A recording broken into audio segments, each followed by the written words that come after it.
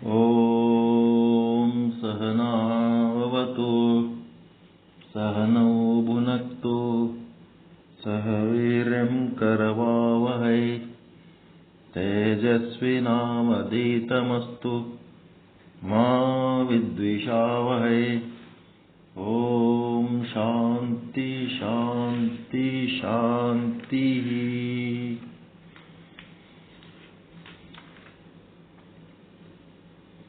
ಸಮಸ್ತ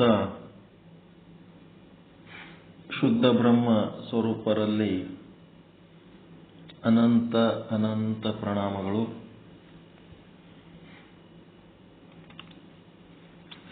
ಈ ಶಿವಯೋಗ ಸಾಧನೆಗೆ ಬಗ್ಗೆ ವಿಚಾರ ಮಾಡ್ತಾ ಇದ್ದೀವಿ. ಇದರೊಳಗ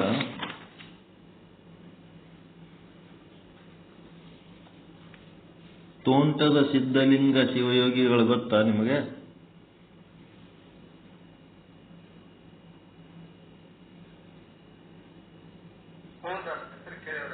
ಹೆಸರು ಕೇಳಿ. ಈ ತೋಂಟದ ಸಿದ್ಧಲಿಂಗ ಶಿವಯೋಗಿಗಳು ಲಿಂಗಾಂಗ ಯೋಗ, ಶಿವಯೋಗ ಅನ್ನಕ್ಕೆ ಸಂಬಂಧಪಟ್ಟಂತೆ ಅವರು ಸುಮಾರು 701 ವಚನಗಳನ್ನು ಬರೆದಾರ. ತೋಂಟದ ಸಿದ್ಧಲಿಂಗ ಶಿವಯೋಗಿಗಳು ಈ ವ್ಯಕ್ತಿಯ ಬಗ್ಗೆ ಸ್ವಲ್ಪ ತಿಳ್ಕೋಬೇಕು. ಮಹಾತ್ಮರು ಎಷ್ಟು ಶ್ರೇಷ್ಠದರಂದ್ರೆ, ಬಸವಾದಿ ಶರಣರು 12ನೇ ಶತಮಾನದವರು, ಇವರು 16ನೇ ಶತಮಾನದ ಶರಣರವರು, ಬಸವೋತ್ತರ ಯುಗದ ಶರಣರವರು. ಬಸವ ಪೂರ್ವೋತ್ತರ ಯುಗದ, ಬಸವ ಪೂರ್ವದವರು ಯಾರ್ಯಾರು ಗೊತ್ತಾ? ಜೇಡರ ದಾಸಿಮಾರ್ಯರು ಬಸವ ಪೂರ್ವದವರು. ಇವರು 16ನೇ ಶತಮಾನದವರು. ಇವರು ಬಸವೋತ್ತರ ಯುಗದ ಶರಣರು. ಹರದನಹಳ್ಳಿ ಅಂತ ಇವರು ಊರು. ಹರದನಹಳ್ಳಿ, ಚಾಮರಾಜನಗರ. ಇವರು ಮಲ್ಲಿಕಾರ್ಜುನ ಜ್ಞಾನಾಂಬೆಯರ ಮಗ. ಮಲ್ಲಿಕಾರ್ಜುನ ಮತ್ತು ಜ್ಞಾನಾಂಬೆ ಅಂತೇಳಿ ಅವರ ವೃತ್ತಿ ಏನಪ್ಪ ಅಂದ್ರೆ ವ್ಯಾಪಾರ, ಬಿಸ್ನೆಸ್ ಇತ್ತು ಅವ್ರ ಮನೆಯೊಳಗ. ಇವರ ದೀಕ್ಷಾ ಗುರು ಯಾರಂತಂದ್ರೆ ಗೋಸಲ ಚನ್ನಬಸವೇಶ್ವರರು ಅಂತ. ಗೋಸಲ ಚನ್ನಬಸವೇಶ್ವರರು ಕಗ್ಗೆರೆಯ ತೋಟದಲ್ಲಿ 6 ತಿಂಗಳ ಕಾಲ ಅನುಷ್ಠಾನಗೈದ ಕಾರಣ ಇವರೇನಾಗ್ಯಾರ, ತೋಂಟದ ಸಿದ್ಧಲಿಂಗೇಶ್ವರ ಅನ್ಕೊಂಡಾರ. ಕಗ್ಗೆರೆಯ ತೋಟ, ಅಲ್ಲೊಂದು ತೋಟದೊಳಗೆ ಇವರು ತಪಸ್ ಮಾಡ್ಯಾರ. ಅದಕ್ಕೆ ಇವ್ರಿಗೆ ತೋಂಟದ ಸಿದ್ಧಲಿಂಗೇಶ್ವರ ಅಂತಾರೆ. ಸಿದ್ಧಗಂಗಾ ಮೊದಲಾದ ಕ್ಷೇತ್ರ ದರ್ಶನ ಪಡೆದುಕೊಂಡು ಕೊನೆಗೆ ನಾಗಿಣಿ ನದಿ ತೀರದ ಎಡೆಯೂರಿಗೆ ಬಂದು ಬೋಳ ಬಸವರಿಗೆ ನಿರಂಜನ ಪಟ್ಟಾಧಿಕಾರ ವಹಿಸಿ ದಾನಿವಾಸ ಗ್ರಾಮದ ಚನ್ನವೀರಪ್ಪ ಒಡೆಯರು ಕಟ್ಟಿಸಿಕೊಟ್ಟ ಕಲ್ಲು ಮಠದಲ್ಲಿ ನಿರ್ವಿಕಲ್ಪ ಸಮಾಧಿ ಹೊಂದಿದರು. ನೋಡ್ರಿ, ಇವರೆಲ್ಲ ಜೀವಂತ ಸಮಾಧಿ ತಗೊಂಡವ್ರು. ಇವರೆಲ್ಲ ಎಲ್ಲಿ ಅಂತ? ಯಡಿಯೂರಿಗೆ ಬರ್ತಾರೆ. ಲಾಸ್ಟಿಗೆ ಎಲ್ಲ ಲೀಲೆಗಳು ಮಾಡಿ ಯಡಿಯೂರಿಗೆ ಬಂದು ಬೋಳ ಬಸವರಿಗೆ ನಿರಂಜನ ಪಟ್ಟಾಧಿಕಾರ ತಮ್ಮ ಉತ್ತರಾಧಿಕಾರಿಯನ್ನಾಗಿ ಮಾಡ್ತಾರೆ. ಮತ್ತೆ ದಾನಿವಾಸ ಗ್ರಾಮದ ಚನ್ನವೀರಪ್ಪನವರು ಗ್ರಾಮದ ಒಡೆಯರು ಕಟ್ಟಿಸಿಕೊಟ್ಟ ಕಲ್ಲು ಮಠದಲ್ಲಿ ನಿರ್ವಿಕಲ್ಪ ಸಮಾಧಿ ಹೊತ್ತಿದರು. ಇವರ ವಚನಾಂಕಿತ ಏನಂದ್ರೆ ಮಹಾಲಿಂಗ ಗುರು ಶಿವಸಿದ್ದೇಶ್ವರ ಪ್ರಭುವೇ. ಮಹಾಲಿಂಗ ಗುರು ಶಿವಸಿದ್ದೇಶ್ವರ ಪ್ರಭುವೇ. ನಿಮ್ಮಲ್ಲಿ ವಚನ ಸಂಪುಟ ಅದಾವ ಇಲ್ಲ ಬುಕ್ಸ್?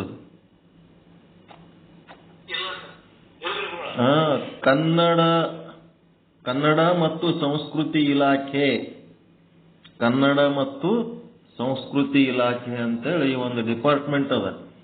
ಅದರ ಆಫೀಸ್ ಎಲ್ಲಿರ್ತದ?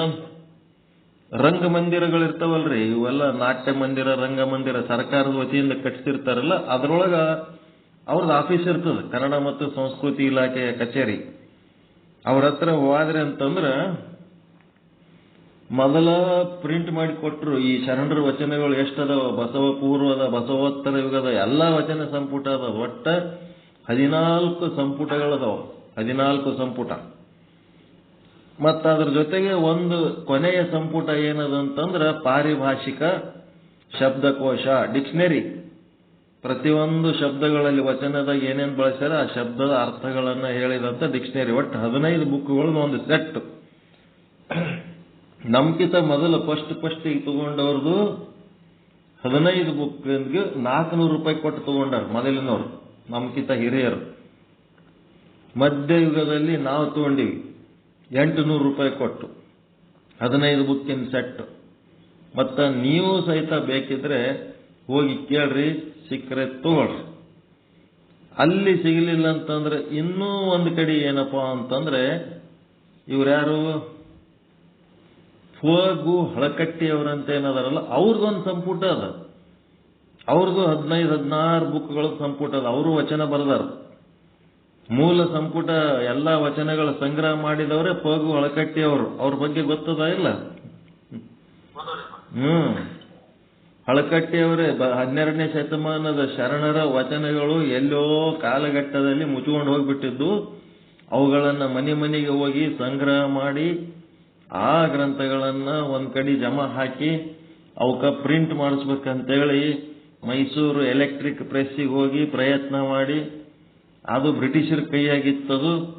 ಈ ವಚನಗಳನ್ನ ಪ್ರಿಂಟ್ ಮಾಡಿ ಕೊಟ್ಟೆವು ಅಂತಂದ್ರೆ ಇವರೆಲ್ಲ ಹುಷಾರಾತಾರ, ಇವ್ರಿಗೆ ಹಿಂಗ್ ಮಾಡಬಾರ್ದು ಅಂತೇಳಿ ಆ ಬುಕ್ಗಳೆಲ್ಲ ಏನ್ ಮಾಡಿಬಿಟ್ರು, ಕೈಲೇ ಬರೆದದ ವಚನಗಳೆಲ್ಲ ಒಂದ್ ಕಡೆ ಬ್ರಿಟಿಷರು ಮೂಲೆ ಗುಂಪು ಮಾಡಿಟ್ಟಿದ್ರು. ಮತ್ತೆ ಆ ಪ್ರೆಸ್ಸಿನ ಮುಂದೆ ಕುಂತು ಎಲ್ಲರೂ ಸೇರಿ ಸ್ಟ್ರೈಕ್ ಮಾಡಿ ಆ ವಚನದ ಕಟ್ಟುಗಳನ್ನೆಲ್ಲ ತಗೊಂಡು ಬಂದು ಮತ್ತೇನ್ ಮಾಡಿದ್ರು, ಒಂದು ಸೀಕ್ರೆಟ್ ಪ್ಲೇಸ್ ಒಳಗ ಆ ಪ್ರಿಂಟಿಂಗ್ ಪ್ರೆಸ್, ಕೆಟ್ಟದ್ದು ಸುಟ್ಟು ಪ್ರೆಸ್ಗಳು ಒಗೆದಿರ್ತಾರಲ್ಲ, ಅವೆಲ್ಲ ಸಾಮಾನುಗಳು ತಗೊಂಡು ಬಂದು ತಮ್ಮ ಮನೆ ಜಂತಿ ಅವು ಇವು ಎಲ್ಲ ಮಾರಾಟ ಮಾಡಿ, ಕಟ್ಟಿಗೆ ಅವು ಎಲ್ಲ ಮಾರಾಟ ಮಾಡಿ ಪ್ರೆಸ್ ಹಾಕಿ ಆ ವಚನಗಳನ್ನ ಎಲ್ಲರಿಗೆ ಇವತ್ತ ಕೂತು ಮಾತಾಡ್ಲಕ್ ಬರ್ತದ. ನಾವೆಲ್ಲ ಈಗ ಮಾತಾಡ್ಲಕತ್ತಿದ ವಚನದ ಋಣ ಯಾರ್ದಂದ್ರ ಫಗು ಹಳಕಟ್ಟಿಯವರು. ಅವರು ಪ್ರಯತ್ನ ಮಾಡಿ ವಚನಗಳು ಪ್ರಿಂಟ್ ಮಾಡಿ ನಮಗ್ ಕೊಟ್ಟಿದ್ದಿಲ್ಲ ಅಂದ್ರೆ ನಾವು ನೀವು ಕಳಬೇಡ ಕೊಲಬೇಡ ಅಂತ ಅನ್ನಕ್ ಸಾಧ್ಯನೇ ಇದ್ದಿದ್ದಿಲ್ಲ. 12ನೇ ಶತಮಾನ ಮತ್ತು ಈಗ ನಮಗ ಎಲ್ಲರಿಗೂ ಕೊಂಡಿ ಇದ್ದಂಗ ಅವ್ರು ಫಗು ಹಳಕಟ್ಟಿಯವರು. ಆ ಸಾಧ್ಯ ಇದ್ರೆ ಆ ಬುಕ್ಸ್ ತಗೊಳ್ರಿ. ಏನು 800-1000 ರೂಪಾಯಿ ಇರ್ತದ. ಬಹಳ ದೊಡ್ಡ ಸಾಹಿತ್ಯ, ಸುಮಾರು 22,500 ವಚನಗಳು ಅದ್ರೊಳಗಿರ್ತಾವ. ಬಹಳ ಒಂದು ದೊಡ್ಡ ಭಂಡಾರ, ಮನೆಯೊಳಗೆ ಆಸ್ತಿ ಇದ್ದಂಗ ಅದು.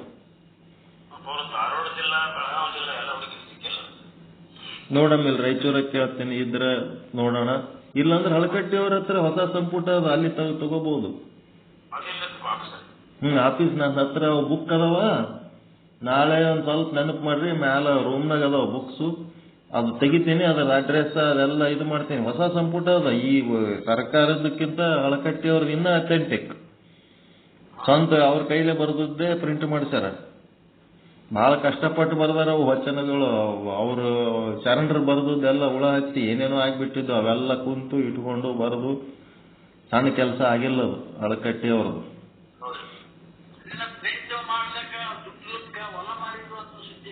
ಎಲ್ಲ ಅವರು ಇಡೀ ಜೀವನನೇ ಅದಕ್ಕೆ ತ್ಯಾಗ ಮಾಡ್ಯಾರ ಅವ್ರು. ಮತ್ತ ಅವ್ರು ಅದೇನ್ ನೋಡ್ರಿ, ಅವ್ರು ಸಹಿತ ಜಾಡ್ರೆ ಜೇಡ್ರ ದಾಸಿ ಮಾರ್ಯಾರ ಅವರು. ಈ ಜೇಡ್ರ ಮಂದಿಗೆ ಯಾಕ ಈ ವಚನದ ಬಗ್ಗೆ ಅಂತ ಪರಿ ಅದನ್ನು ಬಸವ ಪೂರ್ವದಲ್ಲಿ ವಚನ ಬರೆದಾರ, ಮಧ್ಯದಲ್ಲಿ ಎಲ್ಲರೂ ಕೂಡಿ ಬರೆದ ವಚನಗಳನ್ನ ಮತ್ತೆ ಇವ್ರು ಫಗು ಹಳಕಟ್ಟಿಯವ್ರು, ಅವರು ಜೇಡ್ರ ಸಮಾಜದವ್ರಿ ಅವರು. ಅವರೇ ಅದನ್ನು ಮತ್ತೆ ಉದ್ಧಾರ ಮಾಡ್ಯಾರ. ಅದು ಏನು ಸಂಬಂಧದ ಏನೋ ಭಾರಿ ವಿಚಿತ್ರದ ಮಾತದ ಹೇಳಿದ್ರೆ.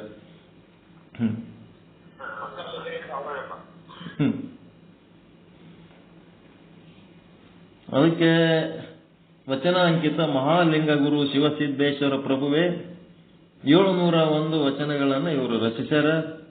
ಶಟಸ್ಥಲ ಜ್ಞಾನ ಸಾರಾಮೃತ ಅಂತ ಇವರು ಗ್ರಂಥ. ಶಟಸ್ಥಲ ಜ್ಞಾನ ಸಾರಾಮೃತ. ಇವರು ಏನ್ ಮಜಾ ಅಂತಂದ್ರೆ, ಈ ಪಂಚಪೀಠದ ಜಗದ್ಗುರುಗಳು ಏನದಾರಲ್ಲ, ಇವರು ಗುರುಗಳು ಏನ್ ಬರ್ಕೋತಾರ, ಶಟಸ್ಥಲ ಬ್ರಹ್ಮಿ ಅಂತ ಬರ್ಕೋತಾರ. ಶ್ರೀ ಶಟಸ್ಥಲ ಬ್ರಹ್ಮಿ. ಮತ್ತವರು ಅಲ್ಲಮ ಪ್ರಭುದೇವರ ವಚನಗಳು, ಅವ್ರ ಪೀಠಗಳದಾವಲ್ಲ, ಅವ್ರ ಮಠಗಳು, ಬಸವಾದಿ ಶರಣರ ವಚನ ಇದು ಪೀಠಗಳದಾವಲ್ಲ, ಆ ಮಠಗಳಿಗೆ ಏನಂತ ಬರ್ಕೋತಾರ, ವಿರಕ್ತ ಮಠಗಳಂತಾರ ಅವಕ್ಕ. ವಿರಕ್ತ ಮಠಗಳಂತಂದ್ರ ಅವಕ್ಕ ಶ್ರೀಮನ್ ನಿರಂಜನ ಪ್ರಣವ ಸ್ವರೂಪಿ ಅಂತ ಬರೀತಾರ. ಯಾವ್ದಾರ ಒಂದು ಬರ್ಕೋಬೇಕಿಲ್ಲ, ಹೌದಲ್ರಿ? ಇವ್ರು ಏನದಾರ ಅಂದ್ರ ಈ ಕಡೆ ಸಿದ್ಧಾಂತ ಶಿಖಾಮಣಿನೂ ಗಟ್ಟಿಯಾಗಿ ಹಿಡ್ಕೊಂಡಾರ, ಆ ಕಡೆ ವಚನ ಸಾಹಿತ್ಯನೂ ಗಟ್ಟಿಯಾಗಿ ಹಿಡ್ಕೊಂಡಾರ. ಎರಡಕ್ಕೂ ಅಷ್ಟೇ ಗಟ್ಟಿಯಾಗಿ ಹಿಡ್ಕೊಂಡಕ್ಕ ಇವರು ಶಟಸ್ಥಲ ಬ್ರಹ್ಮಿಗಳು ಹೌದು, ಶ್ರೀಮನ್ ನಿರಂಜನ ಪ್ರಣವ ಸ್ವರೂಪಿಗಳು ಹೌದು, ಸಮನ್ವಯ ಸಿದ್ಧಾಂತಿಗಳು. ಇವರೇನು ವೀರಶೈವ ಬೇರೆ ಲಿಂಗಾಯತ ಬೇರೆ ಅಂತೇಳಿ ಹುಚ್ಚುಚ್ಚು ಮಾಡ್ಕೊತ ಅಡ್ಡಾಡ್ತಾರಲ್ಲ, ಅಂಥವ್ರಿಗೆ ಇಂಥ ಗುರುಗಳನ್ನ ಆದರ್ಶ ಇಟ್ಕೊಂಡ್ರೆ ಒಂದ್ ಸ್ವಲ್ಪ ಚಲೋ ಬುದ್ಧಿ ಬರ್ತಾವ. ಇವ್ರೇನು ಹುಚ್ಚರೇನು? ಇವ್ರಿಗಿಂತ ಬಹಳ ಶಾಣ್ಯರೇನೀಗ ಭೇದ ಮಾಡಿ ಮಾತಾಡೋರು. ಇವ್ರೇನು ಹುಚ್ಚರೇನ್ರಿ? ಸಿದ್ಧಲಿಂಗೇಶ್ವರರು ಎರಡನ್ನ ಅವರು ಸಮನ್ವಯವಾಗಿ ಹಿಡ್ಕೊಂಡು ಹೋಗ್ಬೇಕಾದ್ರೆ ಆಗಿನ ಕಾಲದಾಗ ಅದು ಅಯೋಗ್ಯ ಇತ್ತಂದ್ರೆ ಅವ್ರೇ ಹಿಡಿತಿದ್ರು ಇದನ್ನ. ಅದಕ್ಕೆ ಇವರು ಶಟಸ್ಥಲ ಬ್ರಹ್ಮಿಗಳು ಹೌದು, ನಿರಂಜನ ಪ್ರಣವ ಸ್ವರೂಪಿಗಳು ಹೌದು. ಇವ್ರ ಜೊತೆಗೆ ಬಸವಣ್ಣವ್ರ ಕಾಲದಾಗ ಹೆಂಗ 700 ಜನ ಶರಣರಾಗಿದ್ರು, ಅದೇ ರೀತಿ ಇವ್ರ ಕಾಲದೊಳಗೂ 700 ಜನ ವಿರಕ್ತ ಸ್ವಾಮಿಗಳು ಇವ್ರ ಜೊತೆಗೆ ಸಂಚಾರದಲ್ಲಿ ಭಾಗವಹಿಸುತ್ತಿದ್ದರಂತೆ. ನೋಡ್ರಿ ಹೆಂಗ 700 ಜನ ಸ್ವಾಮೀಜಿಗಳು ಇವರು ಬೆನ್ನ ಹತ್ತಿದ್ರಂತ. ಅಂತ ತಪಸ್ವಿಗಳಿವರು. ಇಡೀ ಭಾರತ ದೇಶವನ್ನು ಸಂಚರಿಸಿದ ಮಹಾನ್ ಶರಣರು. ಸುಮಾರು 80 ವರ್ಷ ಬದುಕ್ಯಾರ ಇವರು. ಇವ್ರದ್ದು ಒಂದು ವಚನ ವಿಶ್ಲೇಷಣೆ ಮಾಡೋಣ. ಶಿವಯೋಗ ಅಂದ್ರೆ ಹೆಂಗ ಏನು ಅನ್ನೋದು ಹೇಳ್ತಾರೆ. ಯಮ ನಿಯಮ ಆಸನ. ಅದಕ್ಕೆ ಒಂದು ಸಾರಿ ಆ ಸೈಡ್ ಹೋದ್ರಿ ಅಂತಂದ್ರೆ ಎಲ್ಲಿಗೆ ಹೋಗಿ ಬರ್ಬೇಕು?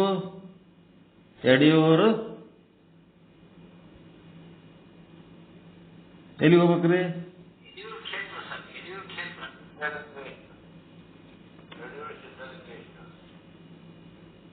ಯಡಿಯೂರು ಸಿದ್ಧಲಿಂಗೇಶ್ವರ ದರ್ಶನ ಮಾಡ್ಕೋಬೇಕು. ಇಲ್ಲಿ ಕನ್ಫ್ಯೂಸ್ ಮಾಡ್ಕೋತೀರಿ ಏನಂತಂದ್ರ,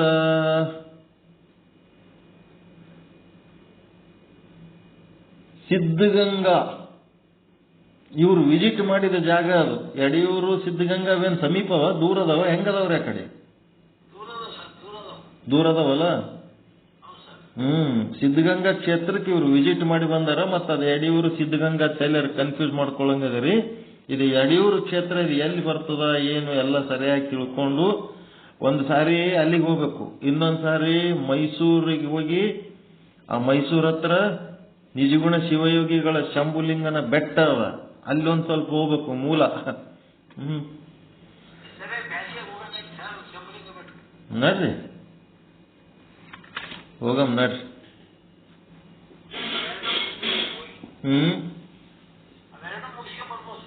ಅಲ್ಲಿ ಹೋಗಿ ಒಂದ್ ಸ್ವಲ್ಪ ಅಲ್ಲಿ ಯಾರು ಇರ್ತಾರ ಏನು ಎಲ್ಲ ಸ್ವಲ್ಪ ಡೀಟೇಲ್ಸ್ ತಗೊಂಡು ಇಷ್ಟು ಜನ ಬರ್ಲಕತ್ತೀವಿ ಅಂತೇಳಿ ಒಂದು ದಿನ ಹೋಗಿ ಅಲ್ಲಿ ಎಲ್ಲ ನೋಡ್ಕೊಂಡು ಬರ್ಬೇಕು. ಇವೆಲ್ಲ ಮಹಾತ್ಮರ ಕ್ಷೇತ್ರಗಳು. ಸುಮ್ಮನೆ ತಿರುಪತಿ ಗೋಕರ್ಣ ತಿರುಗದ್ರಾಗ ಏನಿಲ್ಲ.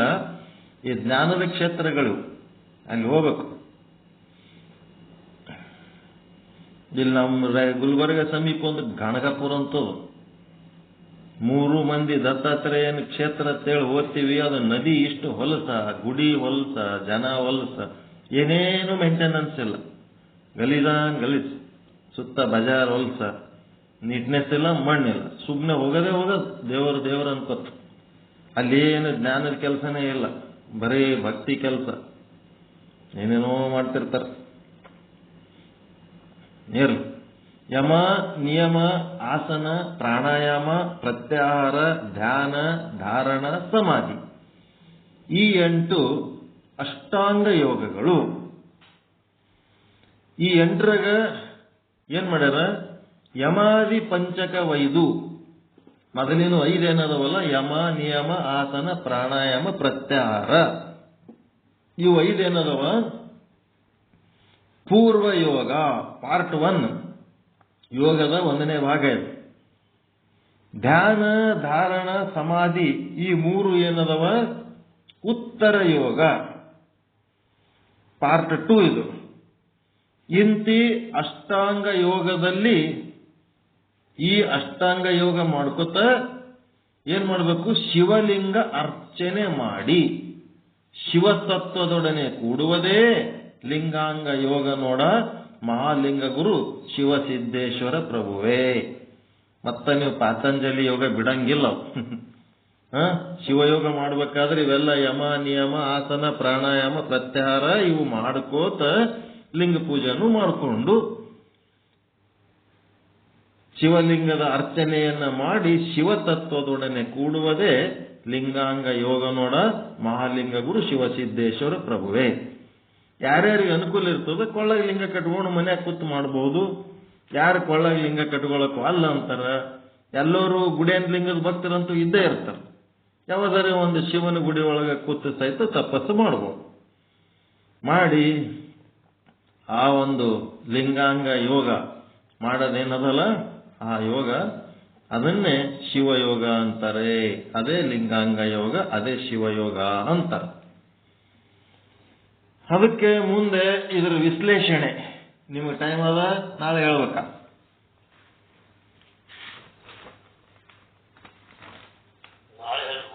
ನಾಳೆ ಹೇಳಮ್ಮ. ಯಮ, ನಿಯಮ, ಆಸನ, ಪ್ರಾಣಾಯಾಮ ಎಲ್ಲ ಸರಳ ಸಿಂಪಲ್ ಆಗಿ ತಿಳ್ಕೊಂಡು ಮುಂದೋಗ್ಬೇಕು. ಇದು ಮುಗಿದ ಮೇಲೆ ನೆಕ್ಸ್ಟ್ ಪೆನ್ನ ಕಾಪಿ ಕೆಲಸ. ಪೆನ್ನ ಕಾಪಿ ತಗೊಂಡು ಎಷ್ಟು 1 2 3 4 5 6 7 8 9 10 11 12 13 14 ನಡೀತದೆ.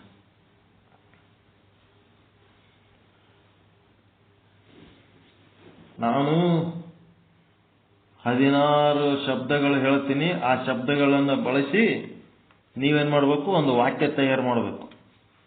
ಒಂದೊಂದು ಸ್ಥಳಕ್ಕೆ ಒಂದೊಂದು ವಾಕ್ಯ ನೀವು ತಯಾರು ಮಾಡಿದ್ರಿ ಅಂತಂದ್ರೆ 6 ಸ್ಥಳಗಳಿಗೆ 6 ವಾಕ್ಯಗಳು ತಯಾರಾಗ್ತವ. ಆ 6 ವಾಕ್ಯಗಳೇನೆ ಶಟ ಸ್ಥಳಗಳು. ಆ 6 ವಾಕ್ಯಗಳನ್ನು ಪಾಲನೆ ಮಾಡಿದರೆ ಶಿವಯೋಗ. ಅದನ್ನು ಮಾಡಿದರೆ ನಿಮ್ಗೇನಾಗ್ತದೆ? ಲಿಂಗ, ಅಂಗ, ಸಾಮರಸ್ಯ. ಅಂಗ ಲಿಂಗವಾಗುವುದು, ಜೀವ ಶಿವನಾಗುವುದು ಅನ್ನುವಂಥದ್ದೇನು ಸೂತ್ರ ಅದಲ್ಲ, ಆ ಸೂತ್ರ ನಿಮಗೆ ಗೊತ್ತಾಗ್ತದೆ. ಆ ಸೂತ್ರವನ್ನು ಹೇಳಿ ಶಿವಯೋಗ ಒಟ್ಟ ಎಲ್ಲ ಥರ ಯೋಗಗಳ ಪರಿಚಯ ಮಾಡಿದ್ದಂಗೆ ಆಗ್ತದೆ. ಮುಂದೆ ಇನ್ನೊಂದು ಸ್ಟೇಜ್ ಏನದಂದ್ರೆ ಭಕ್ತಿ ಯೋಗನೇ ಬೇರೆ, ಕರ್ಮಯೋಗನೇ ಬೇರೆ, ಜ್ಞಾನ ಯೋಗನೇ ಬೇರೆ ಅಂತೇಳಿ ಒಂದು ಅವಿವೇಕ ಅದ ನಮ್ಮಲ್ಲಿ. ಆ ಅವಿವೇಕವನ್ನು ತೆಗಿಬೇಕಾಗ್ಯದ. ಭಕ್ತಿ, ಜ್ಞಾನ, ಕರ್ಮ ಈ 3 ಒಂದನ್ನು ಬಿಟ್ಟು ಇನ್ನೊಂದು ಮಾಡ್ಲಿಕ್ಕೆ ಆಗಂಗಿಲ್ಲ. 3 ಒಂದು ಮಾಡಿದ್ರೆ ಅಂದ್ರೆ 3 ಇರ್ತಾವಲ್ಲ. ಇದನ್ನ ಹ್ಯಾಂಗ ನಾವು ಬೇರ್ಪಡಿಸಲಾರ್ದಂಗೆ ಇದು ಒಂದೇ ಅಂತೇಳಿ ತಿಳ್ಕೋಬೇಕು ಅನ್ನೋದು ಅದೊಂದಿಷ್ಟು ಹೇಳ್ತೇನೆ. ಅದೊಂದಿಷ್ಟು ಹೇಳಿ ಇದರ ಕೆಲಸ ಮುಗಿಸ್ತೇನೆ.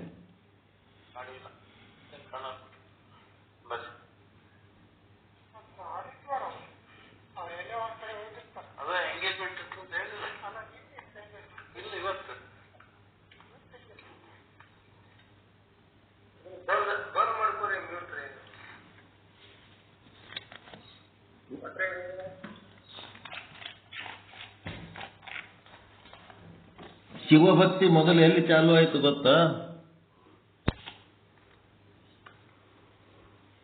ಶಿವಭಕ್ತಿ, ಶಿವನಿಷ್ಠೆ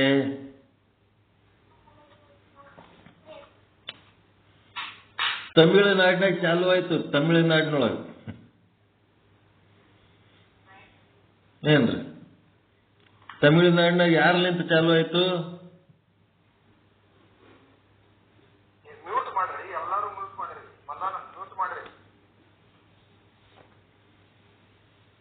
ತಮಿಳುನಾಡಿನಾಗ ಯಾರ ಮೂಲಕ ಚಾಲು ಆಯ್ತು ಶಿವಭಕ್ತಿ? 63 ಪುರಾತನರು. ಯಾರಿಂದ? 63 ಪುರಾತನರ ಹೆಸರು ಕೇಳಿರ?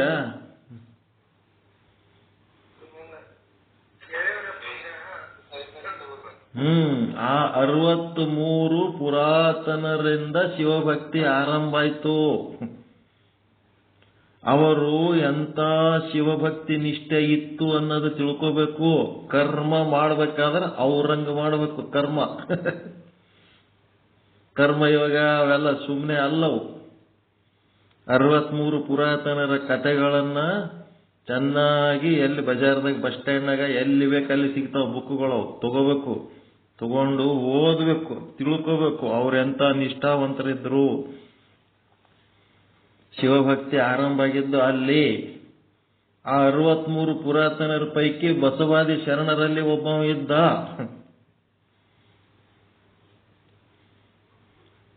ಯಾರವನು?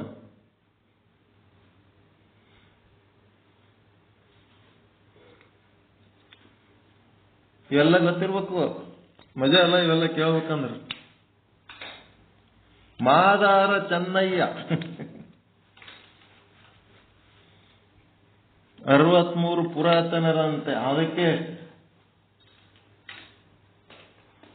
ಒಂದು ವಚನ, ಬಸವಣ್ಣವ್ರ ವಚನ, ಪುರಾತನರೊಳಗೂ ಚೆನ್ನ ಶರಣರೊಳಗೂ ಚೆನ್ನ ಅಂತ.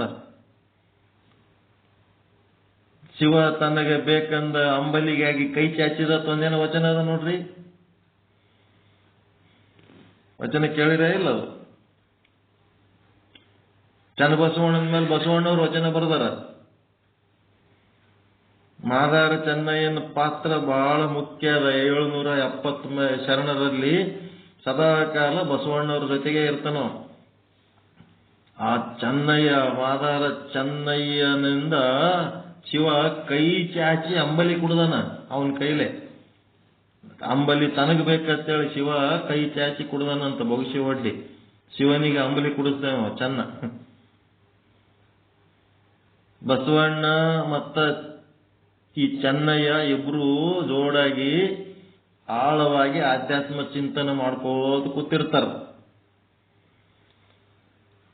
ಕೂತತ್ನಾಗ ಏನಾಗ್ತದ? ನಾಗಾಲಾಂಬಿಕಾ ಅಂದ್ರೆ ಬಸವಣ್ಣವ್ರ ಅಕ್ಕಗ ಒಂದು ಮಗು ಹುಡ್ತು. ಆ ಮಗು ಹುಟ್ಟಿತು ಅಂತೇಳಿ ಒಬ್ಬರು ಸುದ್ದಿ ತಗೊಂಡ್ಬರ್ತಾರ. ಮತ್ತೊಂದು ಪ್ರಶ್ನೆ ಕೇಳ್ತಾರ. ಏನಂತ? ಮಗುವಿಗೆ ಏನ್ ಹೆಸರಿಡ್ಬೇಕಂತ ಕೇಳ್ಯಾರ್ರಿ. ಮಗು ಹುಟ್ಟಿದ ಸುದ್ದಿ ತಿಳಿಸಂದರ ಏನ್ ಹೆಸರಿಡಬೇಕು? ಬಸವಣ್ಣ ಒಂದು ಕ್ಷಣನೂ ಆಲೋಚನೆ ಮಾಡ್ಲಾರ್ದೆ ಒಂದೇ ಸಲಕ್ಕೆ ಹೇಳ್ಬಿಟ್ಟ, ಚೆನ್ನಯ್ಯ ಅಂತ ಹೆಸರಿಡುವಂತ. ಮಾದಾರ ಚೆನ್ನಯ್ಯ ಮುಂದೆ ಕುಂತಾರ ಶರಣರು. ಸಟ್ಟತ್ ಹೇಳ್ಬಿಟ್ರು, ಹೇ ಬಸವ, ನನ್ನ ಹೆಸರು ಯಾಕೆ ಹೇಳ್ತೀನಿ ನೀನು? ಬಸವಯ್ಯ ಅಂತ ಹೇಳ್ರಿ. ನನ್ನ ಹೆಸರು ಯಾಕ? ನಿಮ್ಮ ಅಕ್ಕನ ಮಗನಿಗೆ ನಿಮ್ಮ ಹೆಸರಿಡ್ಬೇಕ ನೋಡ್ರಿ. ಬದುಕಿದ್ದ ಹಾಗೆ ಅವ್ರ ಹೆಸರಿಡೋದು, ಬದುಕಿದ್ದ ಹಾಗೆ ಅವ್ರ ಪೂಜೆ. ನಿಮ್ಮ ಹೆಸರು ಯಾರ್ಯಾರು ಇಟ್ಕೊಂಡಾರೇನ್ರಿ ಬದುಕಿದ್ದಾಗ? ನಾವೇ ಬೇಸರಾಗ್ಬಿಟ್ಟಿವಿ ಜಗತ್ತಿಗೆ. ನಮ್ಮ ಹೆಸರು ಯಾರು ಇಟ್ಕೋತಾರ? ಅವ್ರೆಷ್ಟು ಪ್ರಿಯ ಇದ್ರು ನೋಡ್ರಿ. ಅವ್ರು ಸತ್ ಮೇಲೆ ಪೂಜೆ ಮಾಡ್ತಾರೆ, ಬದುಕಿದ್ದಾಗ ಯಾರು ಪೂಜೆ ಮಾಡೋದು? ಬದುಕಿದ್ದಾಗೆ ಪೂಜೆ ಮಾಡಿಸ್ಕೋಬೇಕು, ಅಂತ ಯೋಗ್ಯತೆ ಗಳಿಸ್ಕೋಬೇಕು. ಬದುಕಿದ್ದಾಗೆ ನಮ್ಮ ಹೆಸರು ಅವ್ರಿಗೆ ಇಟ್ಕೊಳ್ಳಂಗ್ ಮಾಡ್ಬೇಕು. ಅದೇ ನಿಜವಾದ ಶ್ರೇಷ್ಠತೆ. ಅಲ್ಲೇನಾಯ್ತು? ಚೆನ್ನಯ್ಯ ಅಂತ ಬಸವಣ್ಣವ್ರದ್ದು ಛಲ, ಬಸವಯ್ಯ ಇಡು ಅಂತೇಳಿ ಚೆನ್ನಯ್ಯನವ್ರ ಛಲ. ಇಬ್ರು ಕೂಡಿ ಡಿಸೈಡ್ ಮಾಡ್ಲೇ ಇಲ್ಲ ಹೆಸರಿಡೋದು. ಇಬ್ರು ಕೂಡಿ ಡಿಸೈಡ್ ಮಾಡ್ಲಾರ್ದು ಏನಾಯ್ತು? ಕಾರ್ಯಕ್ರಮ ನಿಂತದಲ್ಲಿ. ಮಗುವಿಗೆ ಹೆಸರಿಡೋ ಕಾರ್ಯಕ್ರಮ ನಿಂತು ಬಿಟ್ಟವ. ಇಲ್ಲಿ ನೋಡಿದ್ರೆ ಇವ್ರ ಹೆಸರು ಏನ್ ಇಡ್ಲಿ, ಅದು ಇಡ್ಲೆ, ಇದು ಇಡ್ಲೆ, ಇದು ಇಡ್ಲೆ, ಅದು ಇಡ್ಲೆ, ಏನ್ ಮಾಡಕ್ಕ? ಇವ್ರದ್ದು ಗುದ್ದಾಟಕ್ಕೆ ಏನ್ ಹೇಳ್ಬೇಕಂತ ತಿಳಿಲಾರ್ದ ಅದು ಬಂದು ಸೇವಕ ಹಂಗೆ ನಿಂತು ಬಿಡ್ತಾನ. ಸೇವಕ ನಿಂತಾಗ ಬಳತನ ಆಗಿದ್ದಕ್ಕೆ ಮತ್ತೇನ್ ಮಾಡಿದ್ರು? ಹಿರಿಯ ಶರಣರು ಯಾರು ಬರ್ತಾರೆ? ಹಿರಿಯರು. ಎಲ್ಲರದ್ದು ಸಮಸ್ಯೆ ಬಗೆಹರಿಸ್ಲಕ್ ಮಡಿವಾಳ ಮಾಚಿದೇವರೇ ಹಿರಿಯರಲ್ಲಿ. ಯಜಮಾನ್ರು ಬಂದ್ರು. ಏನು ಆ ಕಡೆ ವಾದಿ, ಎಷ್ಟೊತ್ತಾಯ್ತು, ಅಲ್ಲಿ ಎಲ್ಲರೂ ಕಾರ್ಯಕ್ರಮ, ಹೆಸರು ಏನ್ ಇಡ್ಬೇಕಂತ ಕೇಳ್ಕೊಂಬ ಅಂದ್ರೆ ಇಲ್ಲೇ ನಿಂತಿದಲ್ಲ. ಇಲ್ಲ ಮಾರಾಯ, ಇಬ್ಬರು ಕೂಡಿ ಗುದ್ದಾಡ್ಲಕತ್ತಾರ ನೋಡಲ್ಲಿ. ಒಟ್ಟ ಏನ್ ಹೆಸರು ಇಡ್ಬೇಕನ್ನೋದೇ ಹೇಳಲ್ರು. ಚೆನ್ನಯ್ಯ ಅಂತ ಇವ್ರು ಇಡೋ ಅಂತಾರ, ಬಸವಯ್ಯ ಇಡೋ ಅಂತಾರ.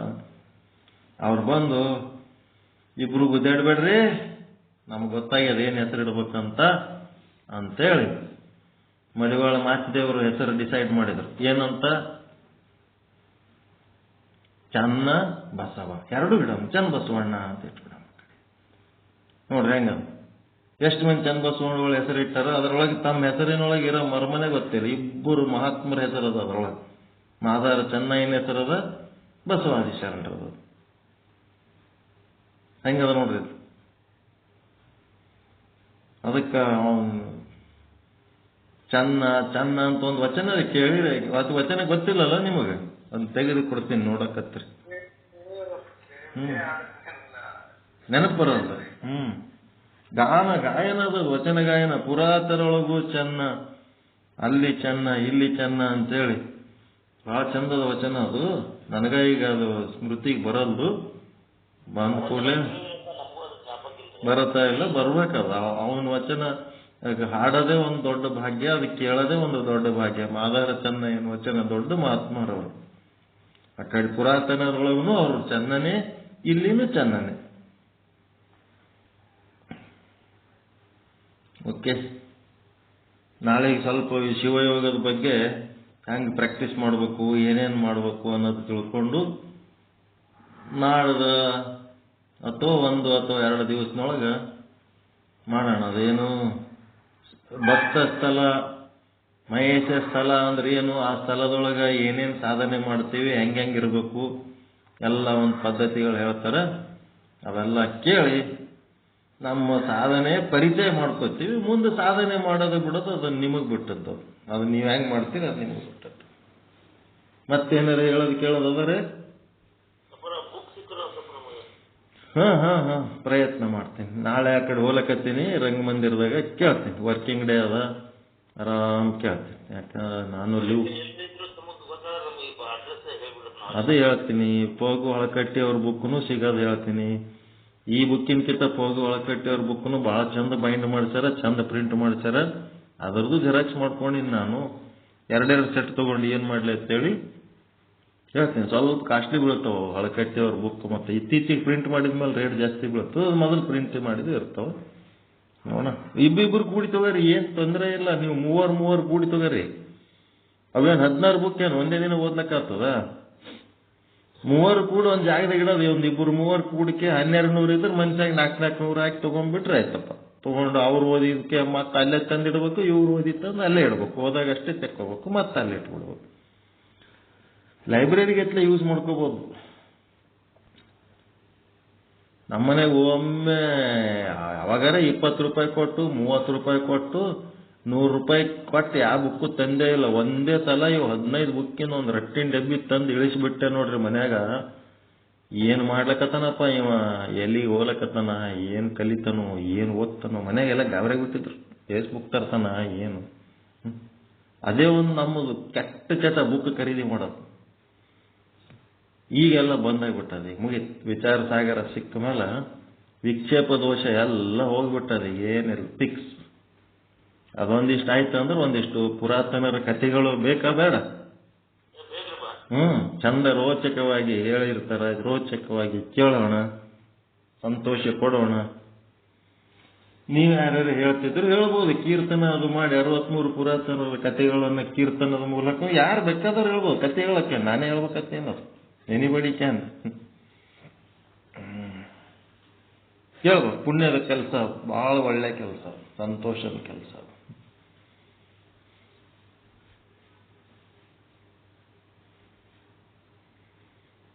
ಓಂ ಪೂರ್ಣಮದ ಪೂರ್ಣಮಿದಂ ಪೂರ್ಣಾತ್ ಪೂರ್ಣಮುದಚ್ಯತೆ ಪೂರ್ಣಸ್ಯ ಪೂರ್ಣಮಾದಾಯ ಪೂರ್ಣಮೇವಾವಶಿಷ್ಯತೆ. ಓಂ ಶಾಂತಿ ಶಾಂತಿ ಶಾಂತಿ. ಇವತ್ತಿನ ಸತ್ಸಂಗದಾಗ ಒಂದೇನು ಹೇಳಿದರು, ನೀವೆಷ್ಟರೇ ಸಾಧನೆ ಮಾಡಿರ್ಬೋದು, ಏನಾರ ರೊಕ್ಕ ಗಳಿಸಿರ್ಬೋದು, ಮನಿ ಮಠ ಏನೆಲ್ಲ ಗಳಿಸಿರ್ಬೋದು, ಆದರೆ ಜಬ್ ತಕ್ ತುಮಾರ ಜಿಂದಗಿ ಮೇ ಗುರು ನಹಿ ತಬ್ ತಕ್ ತುಮಾರ ಜಿಂದಗಿ ಕಾ ಶುರು ನಹಿ ಅಂತ ಹೇಳ್ಬಿಟ್ರು. ಜಿಂದಗಿ ಕಾ ಶುರು ಅಂದ್ರೆ ನಿನಗ ಗುರು ಸಿಕ್ಕಿಲ್ಲ ಅಂದ್ರೆ ಇನ್ನ ನಿಂದು ಜೀವನ ಆರಂಭ ಆಗೇ ಇಲ್ಲ ಅಂತ. ಶುರು ಅಂದ್ರೆ ಗೊತ್ತಾಯ್ತಲ್ರಿ, ಜಬ್ ತಕ್ ತುಮಾರ ಜಿಂದಗಿ ಮೇ ಗುರು ನಹಿ, ಎಲ್ಲಿ ತನಕ ನಿಮ್ ಜೀವನದಾಗ ಒಬ್ಬ ಗುರು ಅಂತ ಇಲ್ಲ, ತಬ್ ತಕ್ ಅಲ್ಲಿ ತನಕ ತುಮಾರ ಜಿಂದಗಿ ಕ ಶುರು ನಹಿ, ನಿನ್ನ ಜೀವನ ಇನ್ನ ಆರಂಭ ಆಗಿಲ್ಲಂತೆ ಲೆಕ್ಕ. ನಿನಗೆ ವಯಸ್ಸು 70 ಆಗಿರ್ಬೋದು, 80 ಆಗಿರ್ಬೋದು, ಮನಿ ಕಟ್ಟಿರ್ಬೋದು, ಮಠ ಕಟ್ಟಿರ್ಬೋದು, ಮದುವೆ ಆಗಿರ್ಬೋದು, ಮಕ್ಕಳಾಗಿರ್ಬೋದು, ಹೊಲ ಮಾಡಿರ್ಬೋದು, ಮನಿ, ಅದು ಯಾವುದು ಜಿಂದಗಿ ಅಲ್ಲವೇ ಅಲ್ಲ. ಗುರುವಿನಿಂದ ಜ್ಞಾನ ಏನು ಮಾಡ್ತೀವಿ ಆ ಸಾಧನೆನೇ ಜಿಂದಗಿ. ಆ ಜಿಂದಗಿ ಶುರು ನಹಿ ಅಂತ ಹೇಳಿ. ಶುರು ಅಂದ್ರೆ ಇನ್ನ ನಿನ್ನ ಜೀವನ ಆರಂಭ ಆಗಿಲ್ಲಂತೆ ಲೆಕ್ಕ ಅಂತ. ಒಬ್ಬ ಗುರು ಚಲೋ ಸಿಕ್ಕನಂತ ತೃಪ್ತಿ ಆದಲ್ರಿ ನಿಶ್ಚಲ್ ದಾಸರ ಬಗ್ಗೆ. ಅಷ್ಟಿದ್ರೆ ಸಾಕು, ಶುರು ಆಗ್ಯಾವ ಅಂತ ತಿಳ್ಕೋಬೇಕು.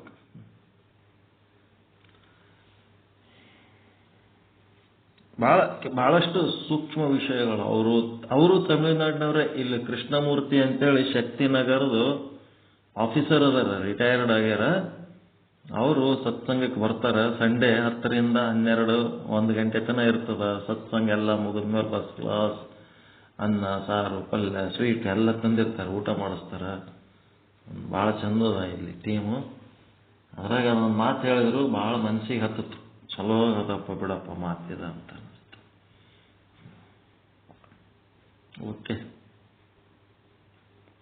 ಎಲ್ಲರಿಗೂ ಒಳಿತಾಗಲಿ, ಎಲ್ಲರಿಗೂ ಶುಭವಾಗಲಿ. ಶರಣು ಶರಣಾರ್ಥಿ.